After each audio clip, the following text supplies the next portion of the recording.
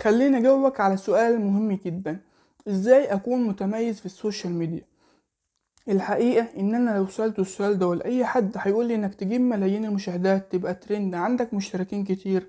ولكن الحقيقة ان ده غلط تماما. عشان تكون متميز في السوشيال ميديا انك تعمل محتوى قيم، لان المشاهدات ببساطة ملهاش 30 لازمة لو المحتوى بتاعك مش قيم. مثلا المحتوى الاباحي محتوى قيم؟ لا. طب بيجيب كام مشاهدات؟ بس يعني في الشهر بيجيب 5.25 مليار مشاهدة بس.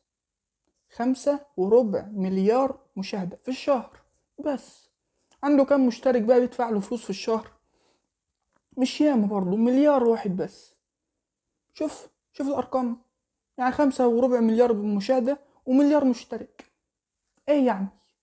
بس المحتوى ده بيعمل ايه؟ لا معرفش. ماشي. المحتوى دوت سيء سيء سيء بكل الطرق، فهو محتوى فاشل. فعشان انك انت عاوز تعمل اي محتوى عشان تجيب مشاهدات، روح شوف المحتوى اللي انا قلت لك عليه ده بيجيب كام مشاهدات. فاللي يفرقك عنه ان انت تعمل محتوى قيم. يعني انا قناتي بتجيب 50 60 70 80 مشاهدة في الفيديو الواحد يعني. طب دولت ايه بالنسبة للارقام التانية؟ صفر على 700 الف، صفر على الشمال، ملهمش 30 لازمة. ولكن انا يعني احسب ذلك يعني إن المحتوى بتاعي قيم. فان شاء الله المحتوى ده يكون ايه، يعني ان كان يعني في صدق ان شاء الله، يعني ربنا يرزقني الصدق في العمل، ان المحتوى ده يكون شفيعا لي عند موتي ان شاء الله. تمام. ان ده يكون علم ينتفع به. قال النبي صلى الله عليه وسلم: اذا مات ابن ادم انقطع عمله الا من ثلاث، منها علم ينتفع به.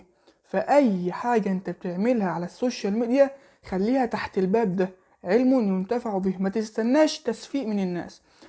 ما تستناش ان حد يقول لك الله ايه الجمال ده كله، الله يفتح عليك يا عمنا.